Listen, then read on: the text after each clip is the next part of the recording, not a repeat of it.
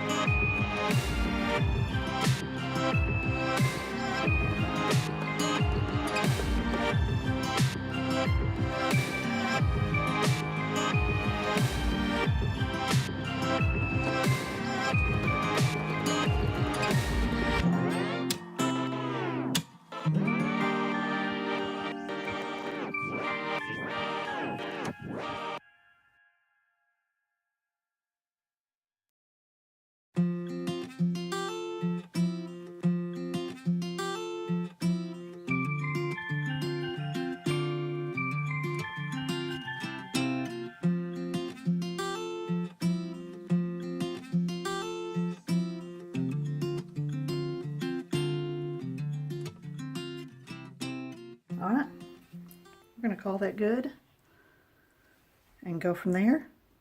All right. Well, thanks for joining me on Creations by Kim, and I guess I'll talk to you later. Bye.